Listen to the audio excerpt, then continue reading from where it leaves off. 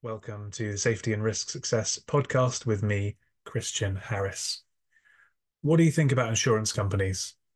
Are they on your side or are they against you?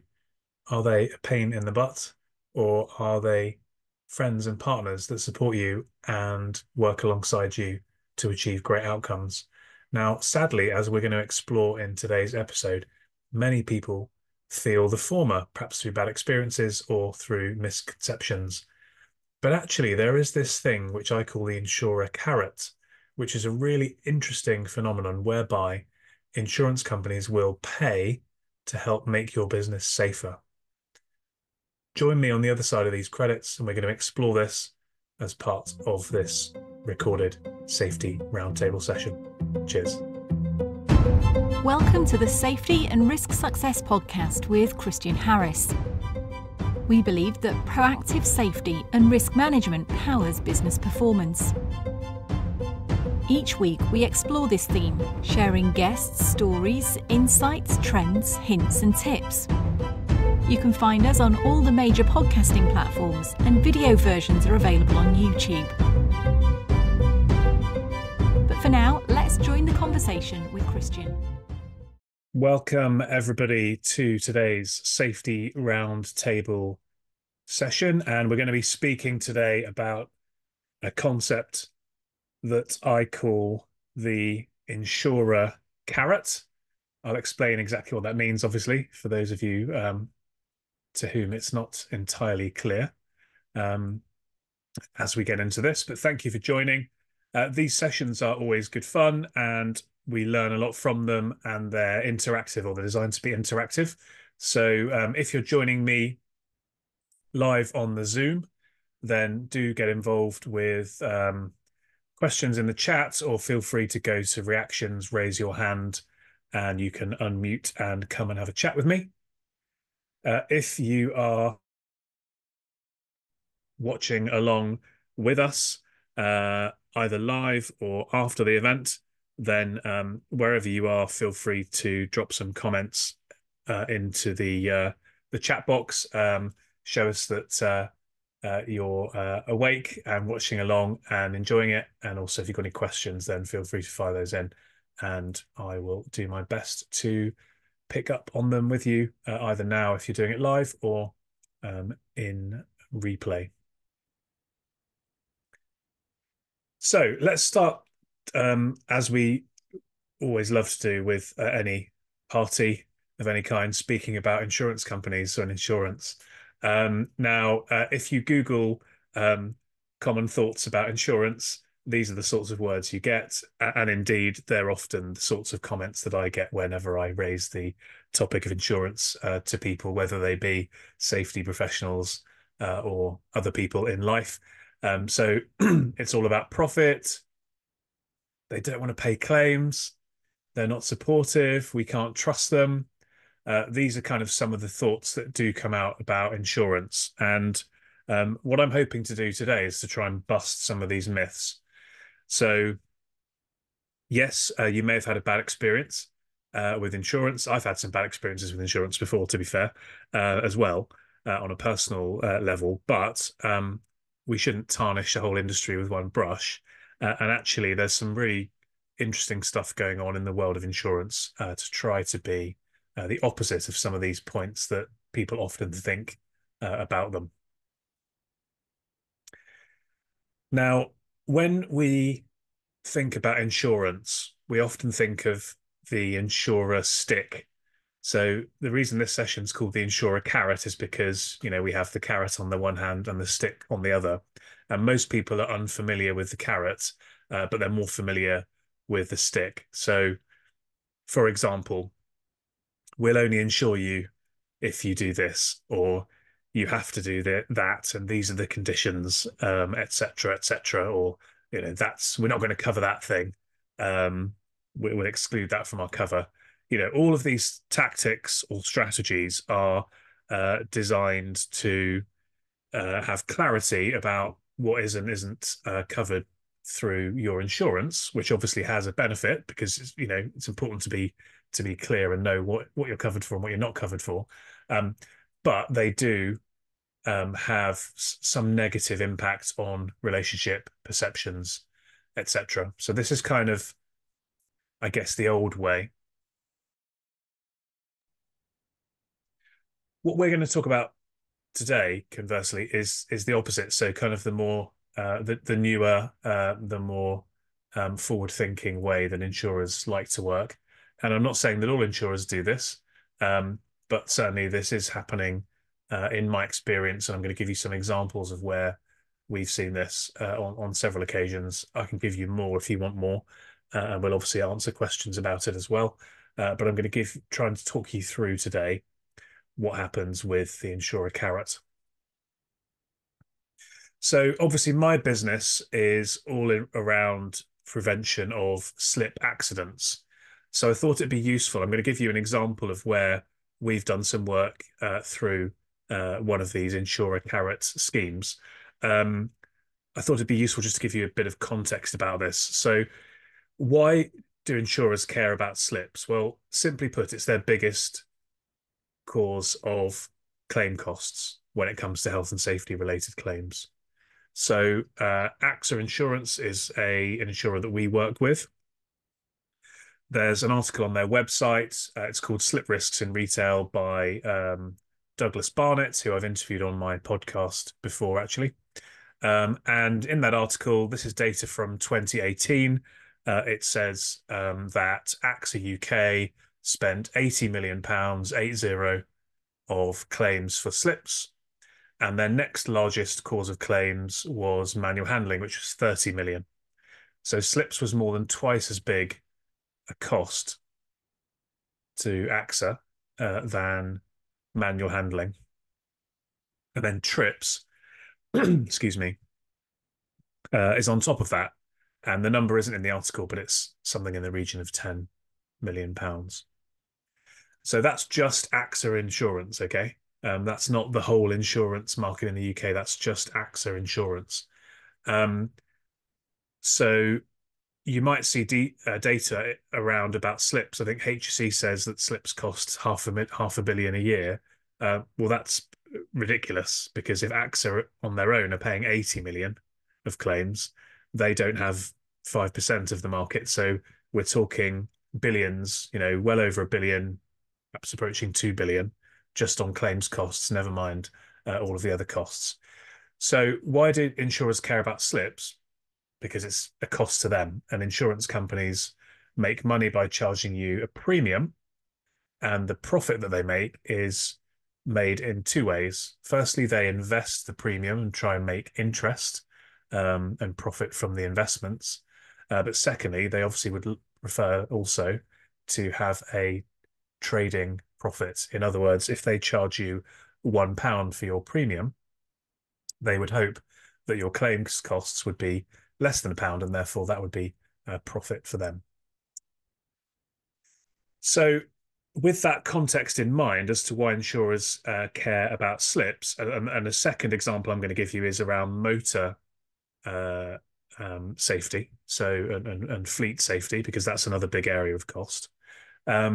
Here's a case study, an example of where we worked with a client and an insurer to deliver some work, which the insurance company funded in full and had some really interesting outcomes at the back end. Now, I've got lots and lots of examples of this, but this is a particular example that I think is interesting because of what happened at the back end as well. So this is a property owner, and they have a mixture of shopping centres and commercial offices across the UK. We were paid to the tune of £25,000, which was funded by the insurance company, to visit and survey approximately 40 sites mixed between shopping centres and offices. So what did we do? We went in and we did slip testing. So we quantified the risk of slips in those buildings, in different areas of the building. And we commented on the potential cause of slip accidents there, as well as potential mitigations. We produced a thorough report with recommendations, and basically from the perspective of the insurer, what this is showing is that the client is taking this challenge seriously. I'm going to just quickly whiz through some of the outcomes of this particular survey because it's important to understand this so you can kind of see where the outcomes and the conclusions came from. So if we look at the slip testing results across the portfolio, when the floors were wet, something like 18% of the floors achieved a low slip risk when they were wet. And about 30 odd percent of their floors achieved a moderate slip risk when they were wet. And then about half had a high slip risk when they were wet. So what can we see here? They've got quite a number of floors that have a high slip risk when they're wet, but they do have a good chunk of floors that have a low slip risk when they're wet. So there is some examples here of where there are some best practices that could be learnt from. When the floors were dry, 100% of them were not slippery. That 100% of the floors had a low slip risk when dry. So when the floors are dry, as you'd expect, there was no issue. So the next layer of detail was, well, look, we've got a number of floors that are slippery when wet per the scientific measurement using the HSE guidance. What about looking at the floors that are in areas that are expected to get wet? Because not every floor is equal. Not every floor is going to get wet or contaminated. So the next layer of detail down was to look at this. So the proportion of buildings that had floor areas that were foreseeably going to get wet or contaminated and that did not have low slip risk when wet. So in other words, the higher risk areas, 60% of the buildings had floors where they had some higher risk areas. So actually we've gone from only 20% on the face of it of floors having a low slip risk to actually, when we understand this a bit better, 40% of the buildings are okay. Hopefully you're following with what I'm saying here, because 20% of the floors had low slip risk, but actually 40% of the buildings do not have any areas where the floors are likely to get wet, where they were not slippery when wet. And then looking down, we divided those buildings where they did have floors that had a high slip risk when wet and that were foreseeably wet into, right, how many floor surfaces do they have? And broadly speaking, it was more or less 50-50. So half of the buildings had two areas of their floors where we, through the testing, identified there was a risk because the floors were slippery and they were likely to get wet. And then of the remainder of the buildings that did have floors likely to get wet that were slippery, they had the other half, more or less, had 3 or 4 areas. So by breaking this down, what we're starting to see is that actually what may have started off when you looked at the first data of only 20% of floors having a low slip risk when wet as a big problem, as we start to break this down, we start to see that actually, it's a much more manageable problem than perhaps we would have thought. And the key point, I suppose, here was that all of the floors that we found that were slippery when wet and in areas that would get wet or contaminated could be improved so that they were not slippery when wet. In other words, it was possible to get rid of this risk. Now, when I say get rid of the risk, I don't mean that we would eradicate every single accident, because even if a floor achieves a pendulum test, slip test score that suggests it has a low slip potential, it's still possible theoretically that somebody might slip on it. But what we showed by breaking this down, looking at it in detail, going into the nitty-gritty, was that practically, um, reasonably, this problem across this estate could be solved if we focused in on the areas where it would make the most difference. So, with that context of why slips are important to insurers, and then the detail of this survey and some of the findings, what are the outcomes of that? And this is the important piece here, because we need to understand, why the insurance companies would fund this kind of work, why they would have this insurer carrot. So we've been able to understand the risk much, much better. We've been able to quantify the risk.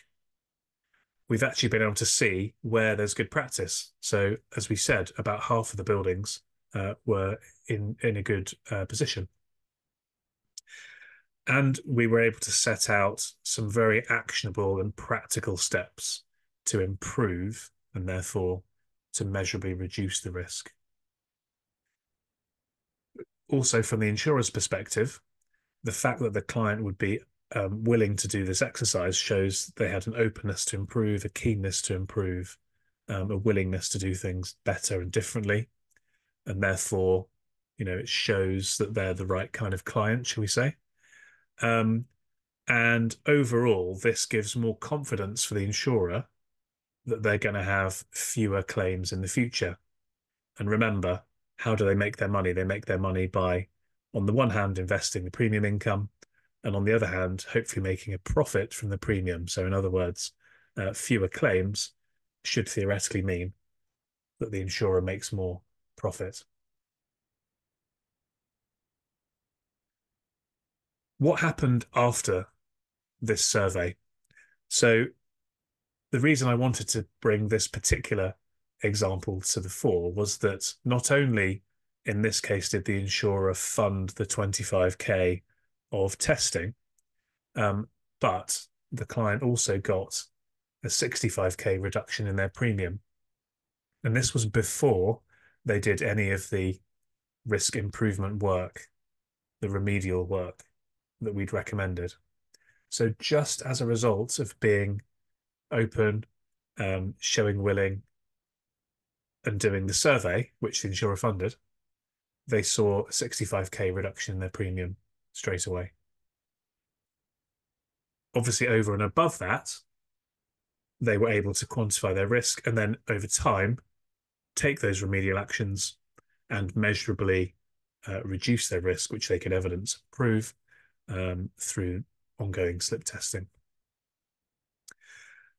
And therefore, that gave the insurer certainty and confidence about this particular client. It also, of course, gave the client's risk and safety teams certainty and confidence about this area of safety as well. So that's a great case study because actually it gets nicely tied up into a bow, and we can see the before, the during, and the after, and then lots of benefits from all sides. We've got lots and lots of other examples that I could share where we've done work of this kind as well. But that particular one is a standout because it's not often you get the premium reduction as well. So who's this for? My slide seems to have gone in a slightly different order. I was going to share, hopefully I've got a slide still coming up about a fleet risk example of this as well, just to show that it's not just for slips. But who's this for? So what the insurers call this, they don't call it the Insurer Carrot, they call it risk management bursary. And effectively what it is typically an amount or a percentage, a proportion of the premium you pay, which the insurer is willing to reinvest. So on that basis, it's no surprise, I'm sure, for you to hear that this is typically going to be mostly for larger organizations. If you're operating a burger van, let's say, and you're paying 300 quid for your insurance a year, there's not really much in there of any value for the insurer to give you back to fund you to do something.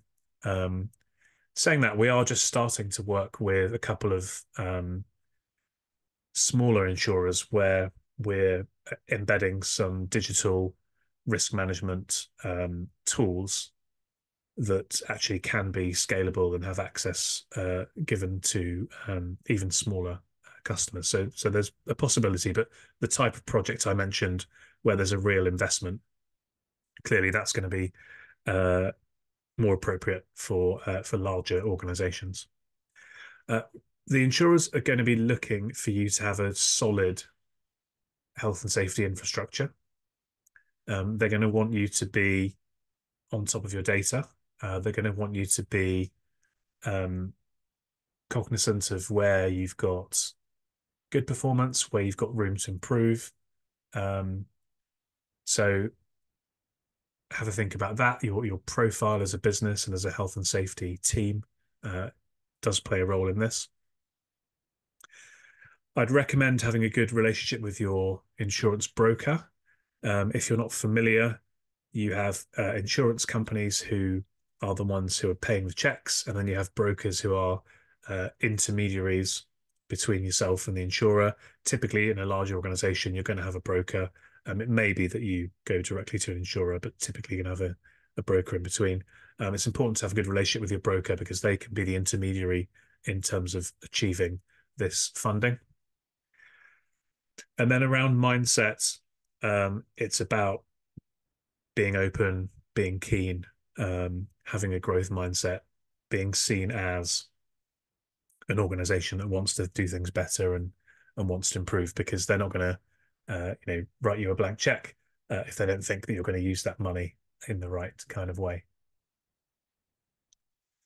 Um, how would you go about getting the funding? So it's all about having conversations. And so if you're the person who deals with health and safety in your organization, then if you're in a larger organization where this is going to be more appropriate, you're probably not, although not always, you could be, but you're probably not going to be the person that's dealing with insurance. Often that goes into a more of a finance function. So the first conversation is probably to have an internal discussion with whoever it is that buys your insurance. Have you ever heard of this? Did you know this kind of thing would be possible? Have we ever had this kind of conversation with our insurer before? Um, you'll then find that you normally have to have a conversation with your broker, the intermediary, and then you'll go on to the insurer. One piece of advice I would give is to have a clear idea in your mind of what you would like to achieve. So again, I mentioned being on top of your data. You want to try to align where you have a problem and where the insurer has a financial incentive, if that makes sense. So, yes, you might say we want to invest in our safety culture because you can see that that's important. But from an insurer perspective, is that very tangible? Will they get a return on investment from that money if they gave you the money? You're going to have more joy, I would suggest, looking at where you're having higher costs of claims. Typically, that is because you've either got high values or you've got high volumes. And again, go back to what I said about slips. Normally, that's going to be their biggest area of cost for insurers. Um, if the insurance company can see that there's a return investment, that business case becomes more readily acceptable to them. And I would also even go down the route of having a concept in mind of what you'd like to spend the money on. So it's one thing to go to the insurer and say, we'd like to work on manual handling.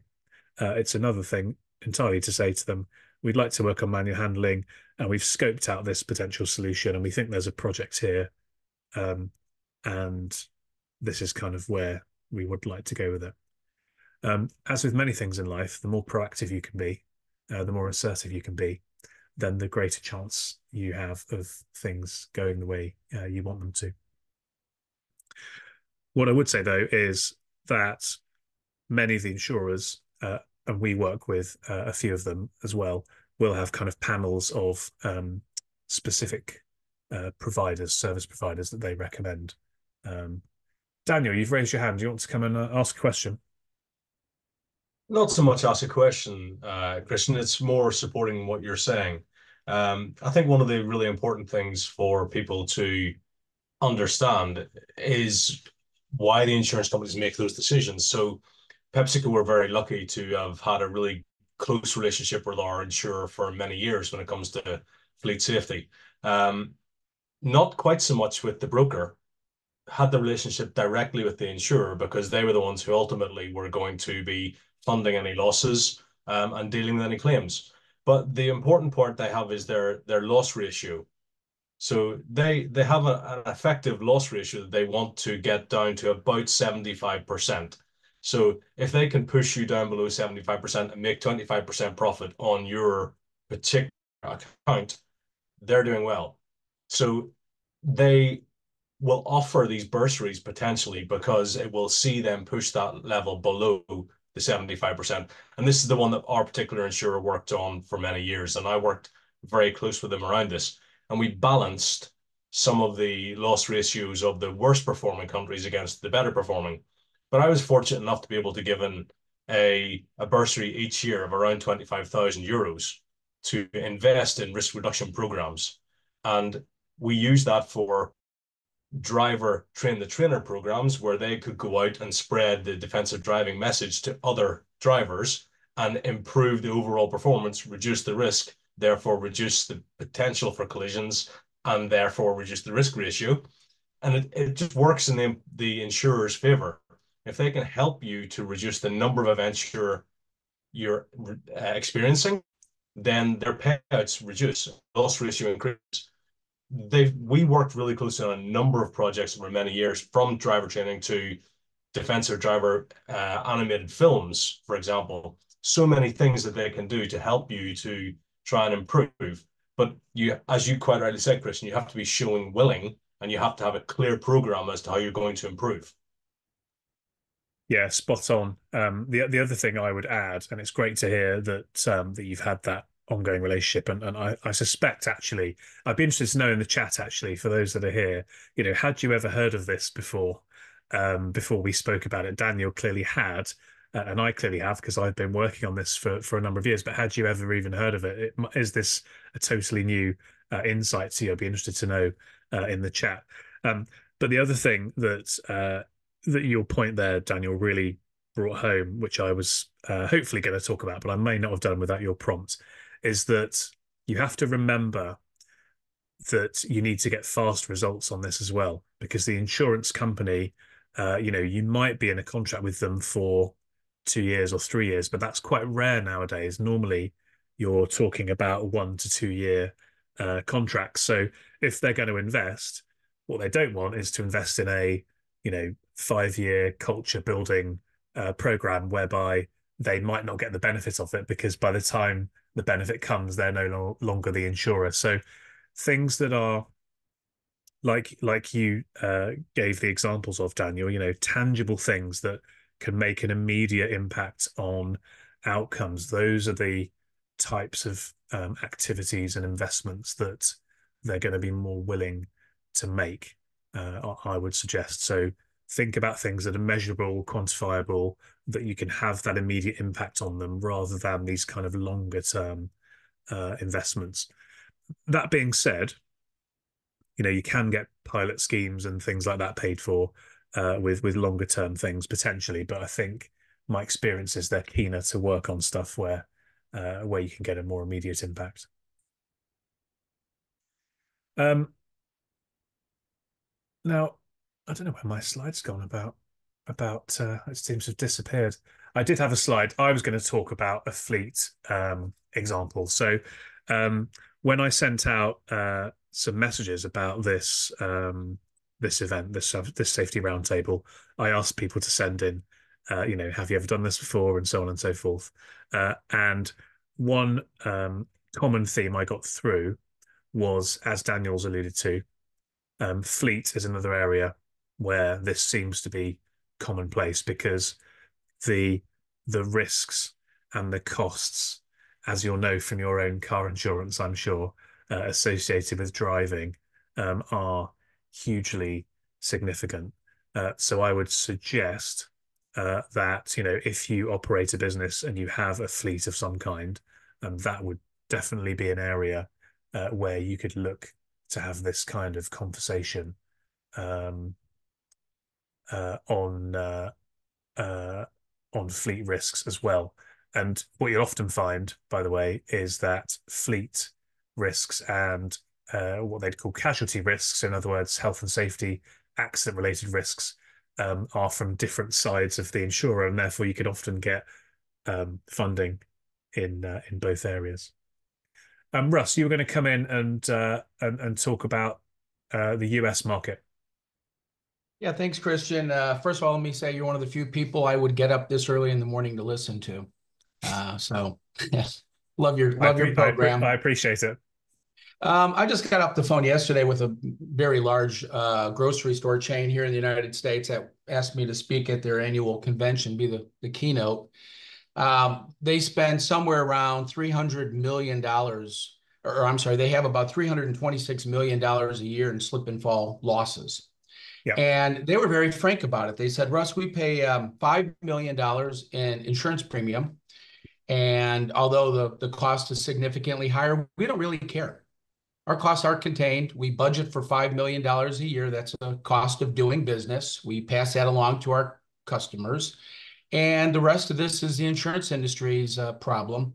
The real issue here, and it might be the same in the UK, is there's no incentive for property owners that have big problems to do anything. There's no rewards for them. If you have a big slip and fall problem, this grocery store chain, there's no incentive. The insurance company just pays the claims and raises their premiums. And I think that's kind of we're kind of deadlocked. Unless there's some way that the insurance industry would, for example, pay for safety treating of floors, do something constructive. I mean, actually concrete, to take action to make their insured floors safer. They're not going to see any reduction because in the marketplace, the cost of insurance is what it is. And I'll leave you with this comment because I hear it all the time. When you ask an end user, do you have a slip and fall problem? They'll always say, yes, that's why we have insurance. And so where we are here, and I'd like to hear your feedback and your other attendees' feedback, is the insurance industry is their own worst enemy because they don't incentivize any of their policyholders to do anything. They recommend, they throw some small amounts of money out for training and education. But at the end of the day, it's just a cost of doing business, kind of like the electric bill, Christian. Yeah, nobody wants to pay more for electricity. Oh, well, we'll just pass it along to our consumers, our customers. They pay a little bit more for bananas. But I'm curious to hear your thoughts. Yeah, I think there is some of that, and I think that's where this kind of more enlightened approach has kind of started developing, because it's not something that's been around for decades and decades, from what I understand. This is a relatively new phenomenon that people are willing to do this kind of funding. I guess what I would say is that it's all about who you speak to in the organization, because I think that there is a case financially to be more proactive around safety. But I'm not sure that we, as a health and safety community, maybe make that case as firmly or as strongly as we could.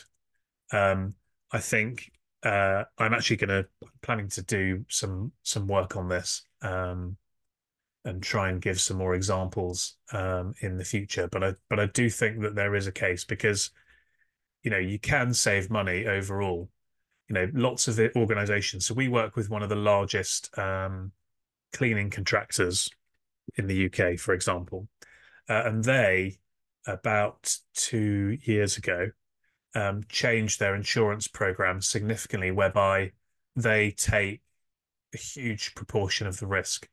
So with a slip and fall or a manual handling, often you have an excess on your policy. So let's say that the first £10,000, the cost of that is borne by you as the company. Just like on your car insurance, you may have an excess of £500. So any claim, you pay the first 500 and then the insurance company steps in. Now, to have a low excess, you obviously pay a higher premium. What this company have done is they've really worked on their safety in all sorts of ways. They track their metrics, they do things proactively, etc., etc., etc. And they took the commercial decision that they would massively increase their excess, but therefore massively reduce their premium. So I think it all depends on the appetite, the ability of the organization to get the safety bit right. And if you can, you should see that it leads you to lower costs, because obviously if this company felt like they were going to have the same amount of claims and costs, then it wouldn't make sense to shift their insurance in such a way that they're taking more risk themselves in exchange for a lower committed cost. So it's a slightly different mindset. Over and above those kind of direct insurance costs, that's where we have to get into what does safety do for productivity? What does safety do for culture? What does safety do for operational excellence, et cetera, et cetera, et cetera, to build up the positive impact, the positive outcomes of safety. That's kind of what I would say to that. Chris, I think there's another element just to consider with this, in Yeah, that it's important to understand where the relationship with your insurer lies. So we talked earlier on about broker and insurer, but it's where the relationship within your own organization lies with which parts of the insurance company you're dealing with. So if you're the EHS professional, you quite likely will get involved with the loss adjuster in the event that there is an event. They'll come in and do the investigation and decide whether or not to pay. And their decision on whether or not to pay actually then goes off to a finance person who says, okay, we'll make a decision as to whether or not it's reasonable for us to pay this off or to fight it. But when it comes to your insurance premiums, are you as an EHS professional actually engaged in those discussions, or is that being done purely by a finance person or another part of the business, which is not really considering your input and the improvements you're trying to make? And are these risk bursaries that are being offered to your organization being classed as premium reductions rather than risk reduction bursary? So are you actually seeing that to be able to benefit from the use of it? It's really important that EHS professionals are engaged in all levels of those conversations with your insurer. If you're not, really do your best to get involved, because it can reap so many rewards. Yeah, fully agree with that. And that's kind of why I wanted to raise this as a topic, because I think many people have never heard of this and wouldn't get involved, and that's for someone else to deal with. I think a recurring theme, I suppose, of these sessions is, to try to be more proactive, to try to get more involved, to try to sell in inverted commas the benefits of safety throughout the organization. And this would be just another way that you could do that. I found those missing slides that I had was going to talk about, and I'm going to just mention this example. So somebody sent this through to me. So have you ever done this kind of thing before? Our insurer funded 100 dash cams, led to massive reductions in incidents during a trial. So we rolled it out, and we saw lower premiums as a result. So an example, nothing to do with what I do. But as Daniel talked about, fleet risk is definitely an area where this is very, very much applicable. And then I thought I'd give another example. So I mentioned AXA that we work with. In the last 12 to 18 months, there's a division of AXA called AXA XL, and they typically are doing insurance for much, much larger organizations. So, for example, I think they insure 99 of the FTSE 100. But something that they've developed is a a proposition that they call casualty risk assist. And basically what this means is that if you're a customer of AXA XL for casualty insurance, so health and safety related insurance, whether that be for members of staff and or members of the public, you automatically have some funding of this kind built into your premium. And then they have 4 partners that you can work with, and you can choose whichever of the 4 you want. We're one of them, so we do the slip safety stuff.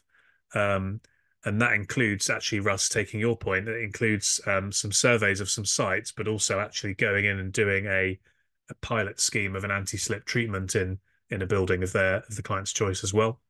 They have a partner on manual handling.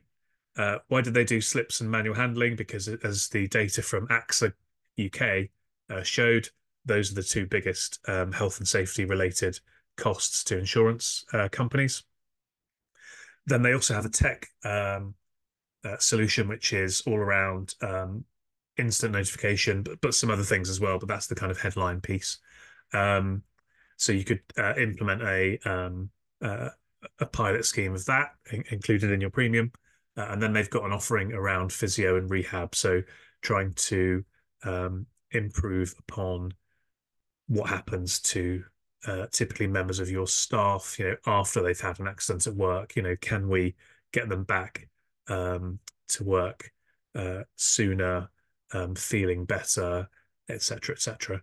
So this is kind of even the next evolution, whereby this is actually built into the fundamental proposition of the insurance premium from the outset, and then it's just a case of kind of choosing one from the shopping list.